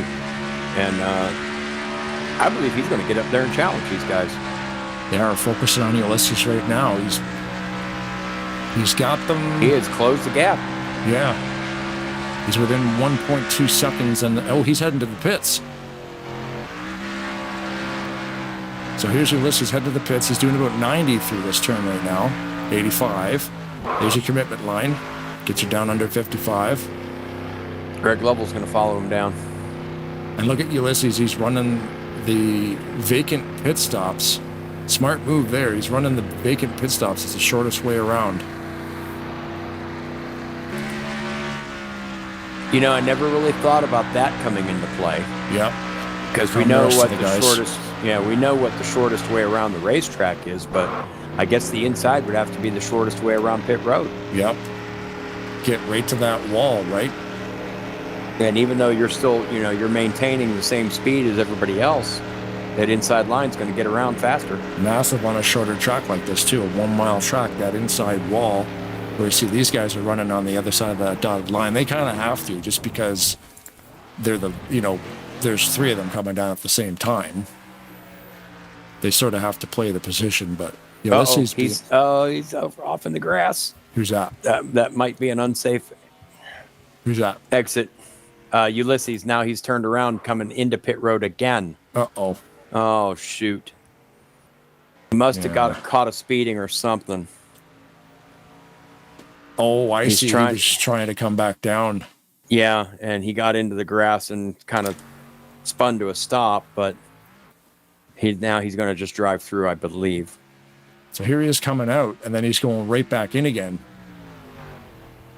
Now he's coming back out, and I was just about to show him some love because I thought he did a good job getting off pit road. Oh, it was fantastic. Yeah, he came out and went right back in, so they must have given him a black flag instantaneously, and he wasn't going to mess around. He was going to go serve it. So he might actually get another one. It's not showing him that. No, he's up to speed back on the track. So yeah, they're showing him in the 9th position. So that was a harsh penalty. And Brian Lovell, I believe, is still the leader. Eric, he's coming up behind him. But yeah, it'll flip back around here in a second. Yeah, having to pit twice with what do we got? Around 14 laps to go, 13. Yeah. That's hard to come back from. He would need a caution or two to get back up there to contend for the race win anyway. For something like that to happen at this time in the race, if it happened early in the race, you have time to fight back. But now with like you said, there's only 12 laps to go. It might not be enough time. Greg Lovell maintaining the 4th position. So he should be able to make it. All these guys should be able to make it to the end of the race. Denny Carroll and... Did those guys pit yet? I'm showing Denny has pit 6 times. Yes, they did. Oh, they all went down together. Somebody's around and off the pace there. Off pace, Pat McCarskey in the 97. Yellow flag out. Is the yellow out? Yes, it is. Okay, so this is going to change things a little bit because if you remember back a few laps back, Ulysses has pitted, so he could feasibly stay out, hit the lucky dog, and come back around. That's true. Or wave around. This is good for Ulysses. That's, but everybody else can technically make it to the end too, I do believe. But they're make it good for the viewers and us too, man. This is going to be fun. Okay, they're coming to the pits. The leaders are coming down. Everybody's coming down. Let's see what Ulysses decides to do. I don't see him on my screen. Here he comes. He's staying out. I figured he might because if he can now he can clutch it. Yeah. And possibly make it these last. Yep, he's on that clutch, like a bum on a bologna sandwich. Yeah, yeah, that's it. He's on that clutch like a bald eagle on a mountaintop. Okay, this is a good change of events here now because we've got Ulysses got into black flag trouble and actually spun out under green trying to serve that. So pit road speed all the way around twice, plus a little bit of a mishap on the grass. And now we get a yellow that comes out within 10 to go. Now think about this, He won't need to pit because with a 15-lap fuel window, he doesn't need to come down. I didn't think the other guys did either, but they all did. I think he's going to be close because when he first pitted initially before he spun it, I was thinking maybe it was a little bit early for him. But he's, as he proved before, he's good at clutching. So if you think about this too, another factor, Brian Lovell with Randy Waugh out of the picture, okay, he's the only one that's really got a true shot at the actual championship. Right. I don't know how these points are going to play out, or how Dan Lovell or Greg Lovell might race him now. Yeah. I don't think there's enough spots between them for him to actually win the championship. Pat McCarskey, wheel damage, retired. So the lowest that Greg can finish now is 8th. Ken Roberts in the YouTube chat, 9th place is 138 points. Which goes to Pat McCarskey so now, and 8th he's place retired, would be so like 133 or 135. It'd be more. One like 40-something, 145 or something. Right, yeah. Yeah. So even with the bonus points, because what... And Ulysses, let's see that. I want to watch him because it's amazing to me how far this kid's come. Yeah. In such a short time. Yeah, it is. Oh, is he going to pit? No way. He's taking the pit road. No, he's not. He tricked him. He's trying to trick him. Don't pass the pace car, though, Ulysses. He's trying to fake him out somehow, but they had to see that coming. Yeah, they're like, he ain't going down there. I'm watching the 41 too back there, and where's he at? 4th. You watch him. He's going to come down to the bottom like a rocket. I'd almost put money on it. Here they come, that loud pedal down again. Yeah, mathematically impossible. I believe. Greg Lovell. Ulysses can't They're back here 3 wide. Wow, they are. Yep. Even if Greg got 9th, it will put him at like 1,400 points. And if Ulysses wins with the bonus points, the 200 points coming out of it, he's still short. So Ulysses is digging this, watching them race in the mirror. But I'll tell you what, these guys are.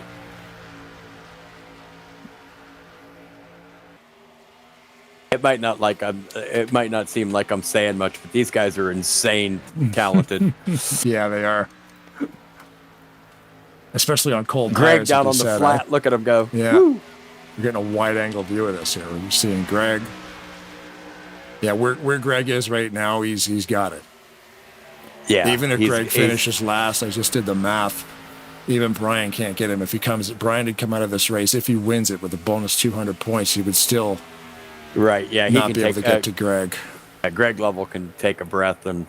Yeah, but he's not though. That's the best part. Like, hey, Greg, you got it, buddy. Just chill. No. He's still gonna want to win. Yeah. He could pull into his pits and open up that can of Corona Carnuba wax for the trophy. Yeah. But he's still racing. Yeah, it's just a matter of who wants to right? win this race now. Yeah, look at him. He's up to the bumper of Denny Carroll again. Well, Dan Lovell right there. Right behind him, yeah. So you can, even these guys are having fun. It's how competitive they are is, sure, you've clinched the thing and you're going to win the championship, but you're still scraping the paint off each other's license plates coming in these corners. Yeah. Because they want a podium finish. They want to win the race. It doesn't matter. I mean, I don't know about you, Blaine, but this is a blast for me. Can you imagine being in one of these seats? It's crazy. Brian Lovell's going to come up there and challenge Ulysses Sandoval. Yeah, I'm okay, curious. We'll give another shout out to Mama Sandoval. You know she's watching. Oh yeah.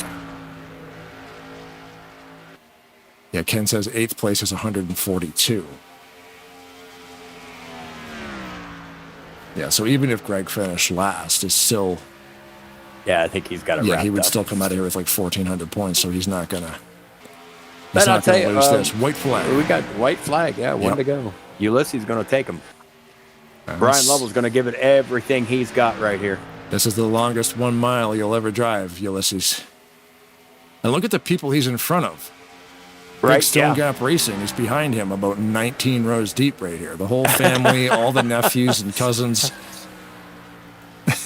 I'm looking across the infield while those rigs stuck in. Oh, look, Brian's going to try him. Can he get? Or are they? Oh, they're done. Yeah, okay, they crossed the line. All right, I was going to say, wow. That's the congratulations bump. Man, now I'm going to start begging for more laps, man. That was a fun race to watch. Yeah, very good race. A lot better than last week. Everybody can agree on that one. The setup was fantastic. Definitely. Let's go watch Ulysses do a burnout here. See how he does.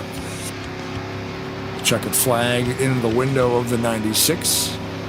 Got to say hats off to all these guys. Did a good job tonight. That was a fun one to watch. It really was. And look at that, man. Some very cool. We're going after pit strategy, but man, like Ulysses hitting the black flag and trying to serve it, and then that yellow comes out. He doesn't need to pit again. So it's almost like the black flag helped him win because it gave him extra gas because he just had to do another slow lap. He got one extra slow lap. I'm curious how close he is on field. We're going to see some doubles burnouts here with Ulysses winning the race and Greg winning the championship. And Greg's off, and there goes Ulysses. Your winner on screen right now for the race, Ulysses Sandoval. Last name Oval. Sand Oval. Well, aren't you clever, Blaine? I never would have figured that out. Yeah, That's I wonder pretty clever. If we race on a dirt oval, he has to win, right? Because his last name is Sand Oval. He has to win on dirt. He's doing a backwards lap. Classic. I never would have put that together, man. That's pretty clever. Hey, Dan. Hey, guys. Dan Lovell. That's a little bit better race tonight. I had a strong car, man. Yeah, that was fun watching you guys duke it out there, man. That was definitely a fun race to call and a fun one to watch. Yeah, the end of it didn't turn out like I hoped it would. I had a good, strong car and got a little. They checked up real bad on that restart, and it kind of got me a little squirrely, and I lost a couple of spots. In fact, I think this is one replay I'm going to save. I think, guys, because that was definitely a fun race to watch. That really was. I think the viewers enjoyed that one. It was a battle. It's a tough track to race. I told you it was a fun track, man. A real fun race at this track every time we race here. Yeah, this is a lot of fun. This is a fantastic race, too. I'm just saving up all my replays and whatnot here. So we can talk. Eventually, we'll be able to talk to Denny and Brian and Ulysses here. As the I just championship. wanted to say again, thanks for doing the broadcast for us. Help get some recognition for the series. Go make a little bit of changes next season. It's going to be interesting. I got a few more new drivers coming on board with us next season. We'll probably start up either mid-July or early August. So I'm curious, is that track usually your finale track? Because that's a lot of fun, that track. This is our finale, yes. This is always our finale track. Yeah, that's a good call. Don't change that. You said there might be some changes. I don't think that needs to be changed. No, this track will always be the championship track. Cool. It's it just so happened to be, I decided on the Spartans name before I even found this track. And then when I found this track, I was like, that's just perfect fitting. So I, like I said, I got with the guy and he said, yeah, sure, use it. So do you remember who it was that originally made this? His name was Johnny Pendleton or something like that. What was the original name of the track? Sparta. Oh, I see. Is it modeled after like Las Vegas or one of those? It's really honestly like a cross between Lowe's and Kansas in a way. It's with that. There's two we didn't mention. Too. Oh, okay. Yeah, it definitely looks like a lot of fun. Yeah, it's almost it's like an egg shape, more or less. It's that big sweeping, that one turn you can really do some racing in, and then you got the concrete turn. If you get down on that concrete, you can make some good speed through there. Yeah. That was definitely a fun one to watch. I got pretty excited there for a minute. It was definitely an awesome finale. Well, let y'all bring that podium down and talk to these guys. I just wanted to say appreciate y'all again. And Blaine will make some plans for next season and see if we can work something out. Might see about televising all of them. Yeah, that'd be cool, man. Yeah, we're always around somewhere. That'll be a lot of fun. Denny Carroll in the 41, third place finish on the podium, man. How was that race this evening? I was just happy to get some grand flags in. Well, you sure were a treat to watch tonight, Denny. That was fun, man. Yeah, I come up a little short somehow. I'm still trying to figure out what I did wrong. Well, at the beginning, I know you come out of there like Mike Tyson, man. That was pretty fun to watch. Yeah, I'd hit that apron every once in a while. It's really slowed you down. Like, it let Danny get up beside me, so I let him go by so we wouldn't get into each other. I got tired of cautions. Yeah, at one point we saw Greg actually slip and saved it, and then he got hit from behind a couple laps later, but then that sent everybody 3 and 4 wide, and we were like just holding our breath going, oh my God. Yeah, at least we got some a green flag pit stop in. I mean, that's pretty good. Yeah, it was fun to watch. I can't wait to watch you guys watch this tonight. I think you did a good job at this, Brian. I appreciate that, man. That's man, we've been having so much fun at this.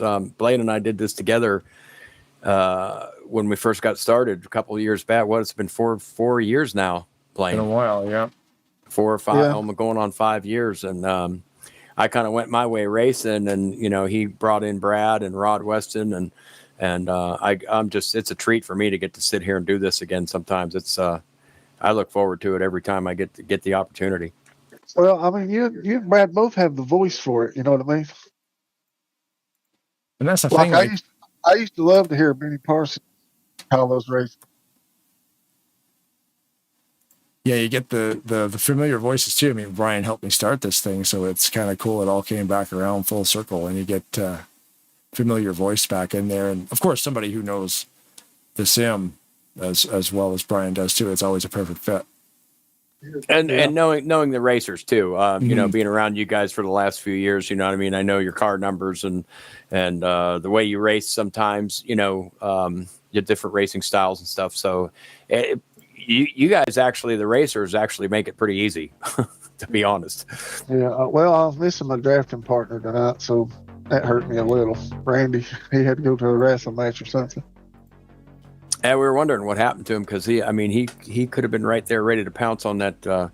Well, we talked about it at the beginning. You know, Greg would have had to have a pretty catastrophic night to lose this thing, but he did what he needed to. Yeah, well, I appreciate you guys putting this on, and y'all do a good job. And just a great race, everybody. After we got those yellows out of the way, see y'all nice guys job. next time. Thanks, Denny. Nice Have job, a good night, Denny. man. Congratulations. Thank you, guys. Here we go. We're working our way up the list here. That was Denny Carroll. We're going after Brian Lovell, who drove the 44 car. Where is it? We're looking for Brian Lovell, who drove the 44 car to second place. Hard to catch Ulysses tonight, man. Yeah, it's just, I mean, I love this track. It's an awesome track, man. But it's just, I had a fast car and had that win, but sometimes it just don't go your way, you know. Well, I'll tell you what, Brian, you had him. You were in control of it at the beginning there. You had all these guys in your pocket there at the very beginning. We were watching you pull away, and then Sandoval just came on like a bucket of tornadoes. Yeah, I don't know where he come from, but I was bumped his door there when we finished the race, and I didn't mean to hit him so hard. I was just trying to rub his door. It was fun to watch, man. Just like I told Dan and Denny, that was a fun one to call. That was a fun one to watch. Yeah, I'm glad we just, kept it to a minimum on the cautions, and we did run that DMP setup for this track, so it made it for a good race, you know. It did, because we got to see some of the strategies play out too. You know, fuel was kind of an issue there from what I could see, but it was fun watching the different driving styles and watching you guys rub paint for a while. That was a good race to watch. I think the viewers really enjoyed that one. Yeah, it was. I was trying to straighten that corner out as much as I could. That seemed to help me when I adjusted the linearity. I went from 75 to 85, and it kind of helped me get through the corner a little bit better. Well, it was definitely better than last week. I mean, last week we almost run out of stuff to talk about. We run out of tires. Jack broke down, and we was running out of impact guns and everything last week. I mean, them boys was wore out. Yeah, it was overtime pay going out last week. Yeah, the pit crew stayed drunk all week trying to get over that one. Yeah, the overtime pay being paid out to all the crew members last week. They probably didn't mind the paycheck. Man, you ain't kidding. It was just one of those fluke deals, and it can happen. I mean, I've seen other leagues have that issue, and they'd run 100 perfect races with just a couple cautions, then they'd have one that'd be 15 cautions, but I don't know how many cautions. After 13 last week, I stopped counting. So, but to be honest with you, I tried to put that in the back of my mind. I don't remember who even won it, to be honest with you. Greg did, yeah, and there was 15 last week, yeah. Yeah, it was a pretty decent turnout tonight. I'm hoping next season we get, a few more guys, because it is fun when everything's, going good with the setups and all. It's really fun. And the tracks we run, we run game tracks, and we'll throw some other, or Danny and Greg will throw some other different tracks in from time to time. Yeah, the track selection's cool. Just like we said, from last week, I think you even said it yourself, Brian. It's it can get frustrating. I've been involved in races where there's been a ton of yellows, and it just gets so frustrating. But it's a lot more fun watching you guys get frustrated under green. and working on each other, under green. That's where the fun comes in. And you guys did hats off. You guys did a great job tonight. That was fun to watch.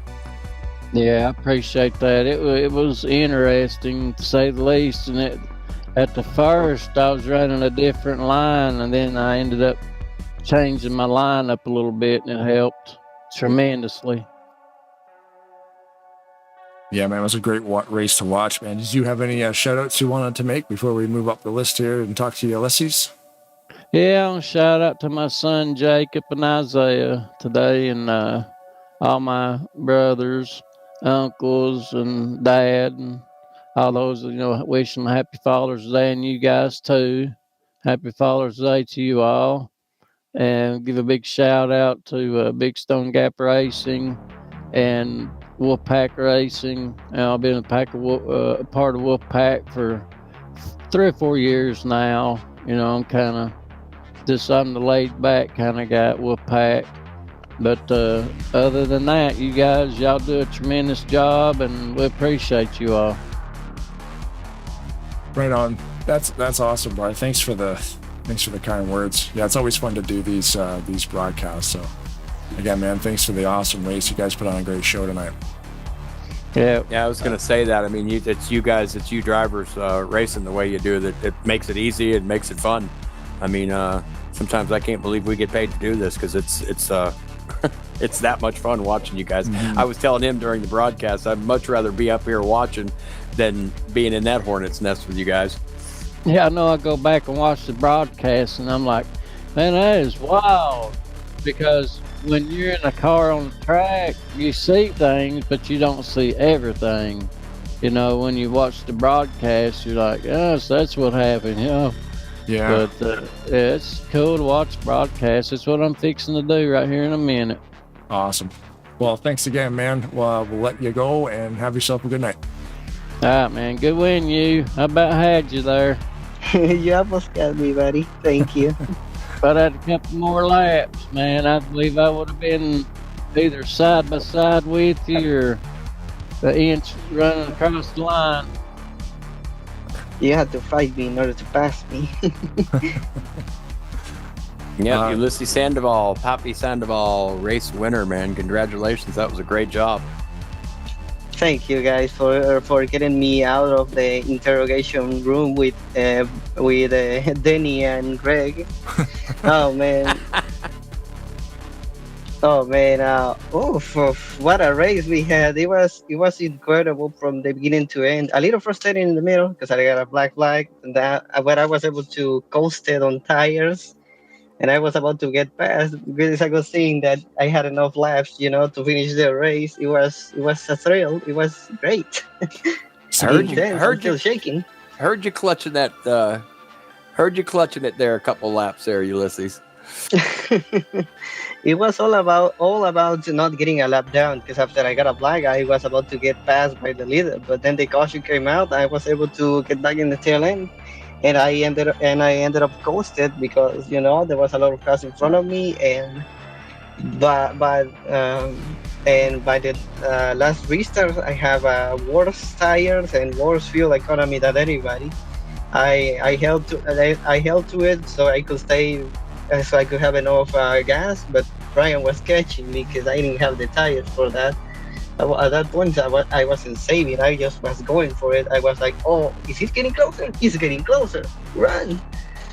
See, we were watching that too, and you got the black probably for speeding on pit road, and then you come out and you go right back in to serve it, and then spin out in the grass, and we're like, "Oh no, Ulysses, spun out trying to serve it." And you serve it, and the yellow comes out, and we're thinking, he has enough fuel to make it to the end now, and we were surprised everybody else went to pit, which puts you back up to the front because you don't need to go. So that was a great gamble there too, because it was so tight on we were thinking about 15 laps you guys had to pit.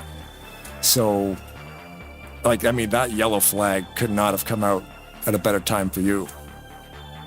Yeah, it did. If there is something that my friends know me for, is for be a gamble guy. I always gamble on fuel, and in this case, it was for tires because we were good on fuel. But we had a couple laps on tires. So by the time we had the last restart, I had the jump, but the guys with freshest tires were getting close on me. So well, the gamble paid out. So I can complain. 2 more laps, buddy. 2 more laps, you'd have been in trouble. I'm kind of glad you said that, Ulysses, because I've been watching you, and I even said during the broadcast, it's been really fun watching you come as far as you have with the racing. Watching you come up through there, and you use up the track, you use up these other drivers, but I've noticed you, man. You also use your head during these races, and that was a smart play tonight. Even it really was a smart play, and I'm proud of you, man. That was a fun race to watch, and it was really fun watching you work these guys over. That was great.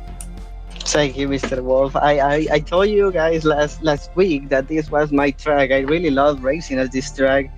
So I had the track figure for the first half of the race, but by the time at the last half, everybody was passing me.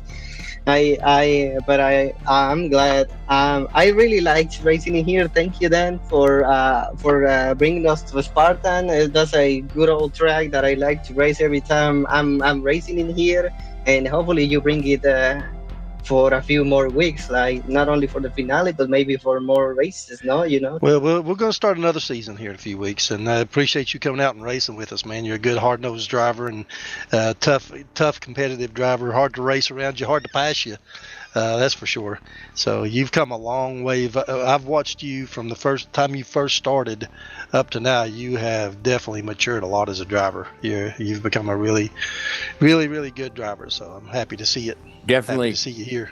Definitely come a long way in a short time, Ulysses. Like I said, man, I'm proud of you. It's been fun watching you come up and learning, and yeah, you're just hanging right with these guys. I mean, look at that. I mean, you worked them over tonight, man. That was an outstanding drive. That was great. Yeah, thank you. Coming into this race, I came a little early to get some laps of practice, because there's still something to learn. Even if I win this race, I still have more to do, more to learn, because on Tuesday night, coming on Maverick, I came late. I was like, it's just Pocono. It should be easy, I didn't make any practice, not qualified bad, and I had a really bad race. I was like, what am I doing? I got humbled that night, so I was like, next week, you know what? Next track, I'm gonna have some practice and really prove myself that I can do stuff if I really put a lot of effort into it. Tonight, I did just that. I got some practice laps. I figured the track for the first half of the race, and it paid off. Practice makes a difference. That seat time does make a huge difference. Thank you. Yeah, man. Congratulations on your win, Ulysses. That was a great show tonight. Did you have any shout outs to throw down, let her rip, and then we'll move up to the champion there and grab Greg? All right. Yeah, big congratulations to Greggy. He's the best competitor of primetime, man. Every time I racing around, it's like a challenge, Every time I'm close to him, I'm second behind him, or even in front of him. I'm like, I really accomplished something. He's a tough competitor. He deserves winning another championship. But keep an eye on next season, because the human is going for it. And also a big shout out to Mama Sandoval. I dedicate this week to her. My Team Breaking Ball friends, Graham McDonald's, Mikey Magnolotti, Pat McCarsky, Javier Negron, and Garland Oaks. My NCRA buddies in Seth Cole, Michael Norman, and my coach, my buddy Nick Gunter, who taught me a lot about racing, about setting my wheel. So thanks to him for teaching me how to be a better driver. Thank you, guys. Hope to see you another week. Yeah, congrats on the win, man. Good job. I know for sure we're definitely going to be hearing more out of you, Ulysses. That was again. I know I sound like a broken record again, but just outstanding drive tonight, man. That was awesome to watch, man. Really a treat for me. Thank you, Mr. Wolf. Now, if y'all excuse me, I gotta get back to the interrogation room with the buddies. Congratulations, Ulysses. Awesome run, buddy. We'll see you next time.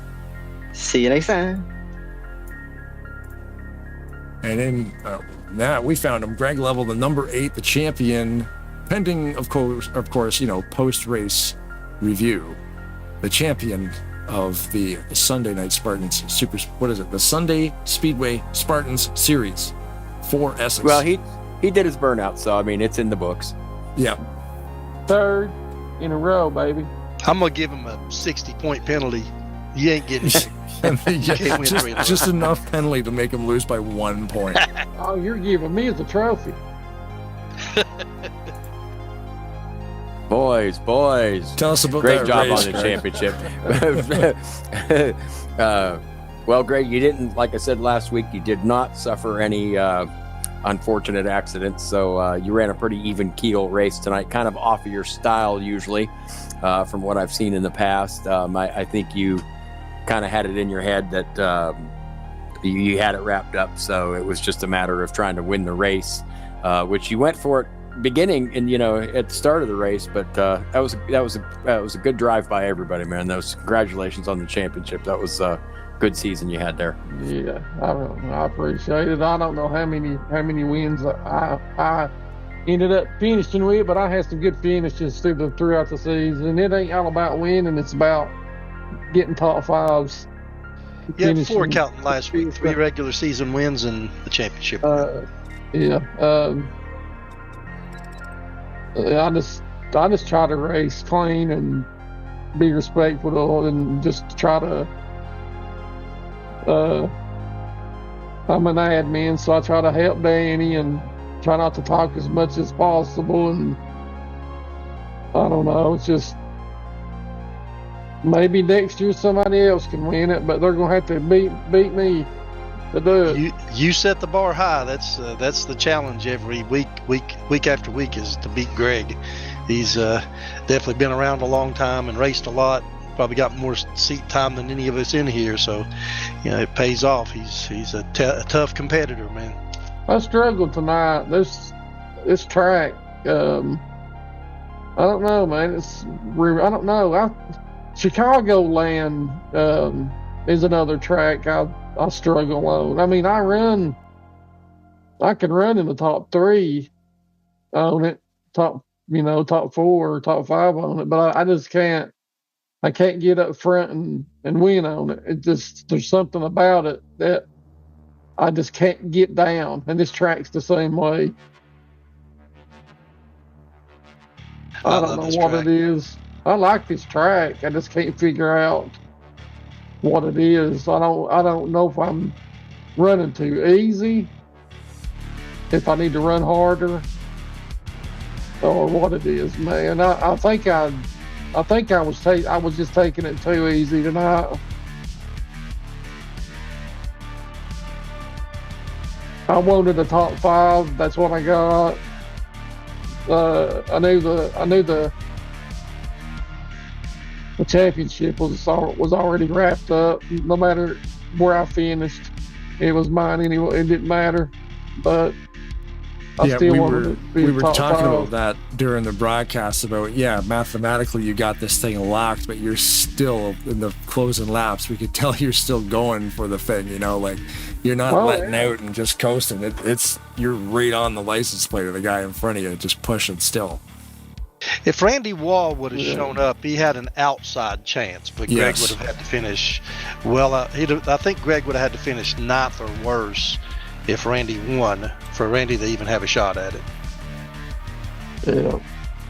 If that caution hadn't come out there late with 12 to go, I believe Brian would have ended up winning this race, because he was fast tonight. Now, he's just lucky we ran out of fuel and we had to pit, because I was mowing him down. Well, Brian was pretty good tonight. He led quite a bit of the race. That caution come out and changed everything, man. It just comes to show you never know. Yeah, just run Brian had the most laps led tonight with 33. Ulysses Sandoval had 23, and then you had 4. Wait, you had none. Actually, that's weird. That's you had crazy. 0. I was looking at Denny's numbers. I didn't have any either. I was right on Brian's heels forever. Yeah, 0 laps led. Well, remember at Homestead, I led 70 of 90 laps and finished second. Yeah.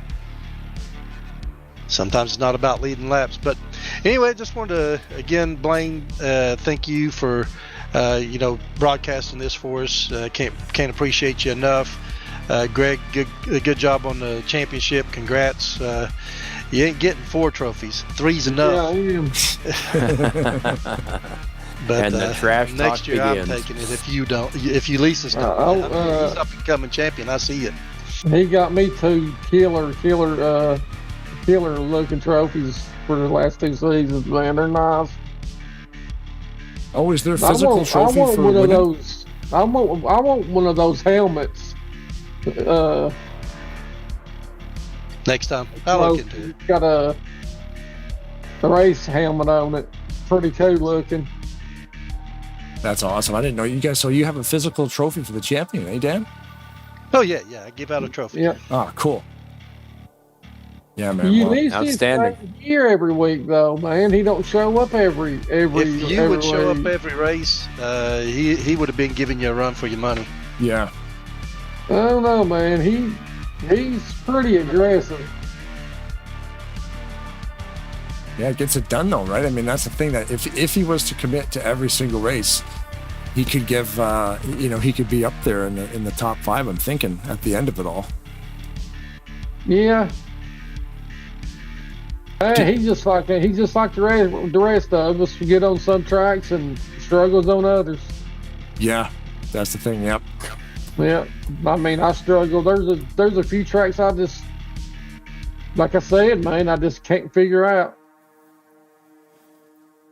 Yeah. Well, Blaine, Greg, congratulations on the championship, man. Good drive tonight. Congratulations to Ulysses. Happy Father's Day to all you guys. I'm going to have to sign off here. It's getting past my bedtime almost. But I'll tell you guys from my heart, that was a fun race to call. It was a fun one to watch. You guys all did a great job, and very pleased to be here. Very privileged to be here. That was a lot of fun.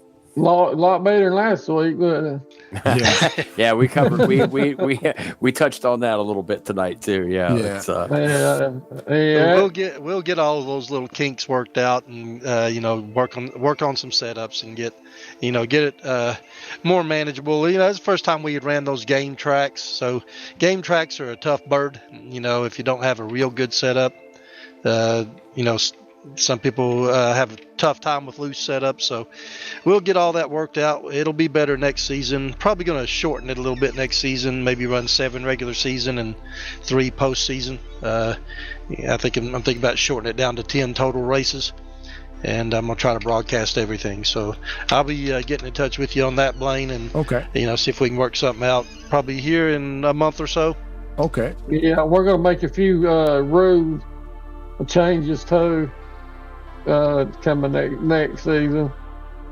It's going to be fun, but I'll let you guys go. Appreciate you again.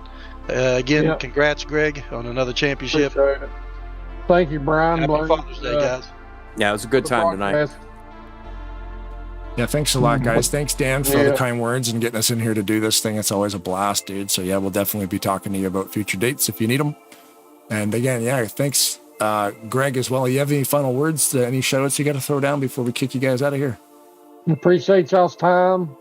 Thank you for taking out y'all's time. You could be doing something else, you and Brian. So thank you for coming over here and, doing this for us. We so appreciate it. Yeah, it's my pleasure, man. Like I told the other guys, you guys make it easy. Yeah. Awesome. Thanks, guys. Yeah, Brian and I will wrap this thing up. And like I said, thanks again. It was a fantastic race tonight. And we'll see you guys next time. Happy Father's Day, Blaine. And Brian, if you got kids. None that I know about, but I appreciate that.